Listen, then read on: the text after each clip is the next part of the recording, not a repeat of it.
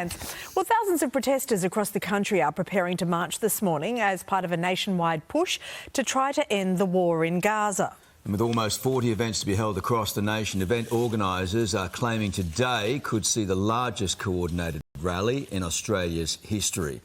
And joining us now to discuss this is former Queensland Police Detective and criminologist Terry Goldsworthy, live on the Gold Coast. Terry, this is a major nationwide event. How are police best coordinating themselves across the nation today? They've gone to court trying to block this. It hasn't worked. They're still going ahead.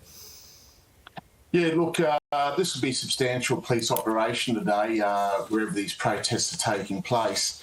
But certainly in the bigger urban places such as Brisbane, etc., there would be substantial planning by the police in terms of how they respond to the protest. I mean, it's an authorised protest now, so it's not illegal, and that changes the dynamics of the police interaction. But any of the protests, there's some underpinning guidelines, and they are that the police need to maintain public order, they need to protect the public, and they need to make sure that other members of the public can go about their normal business. So those things will be underpinning what the police are doing today. There will be substantial operational orders in place, and there will also be contingency planning in there for anything that may eventuate outside of the authorised activities. Yeah, OK. So just on that, the court ruled against rallying over Brisbane Story Bridge, calling it a threat to safety. Protesters will now make their way through Victoria Bridge, as you just said. What happens? What are the consequences then for those who don't stick to the plan and what has been approved?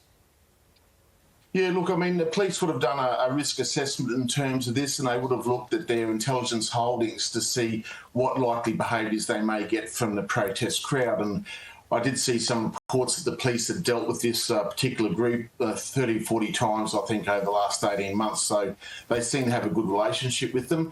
Having said that, they did make mention that if people chose to try to access the Story Bridge, etc., and climb it or whatever else, they will take action. And, there's an offence called unauthorised high-risk activities that we have for that. So they'll take the relevant action there if people want to step outside what has been authorised.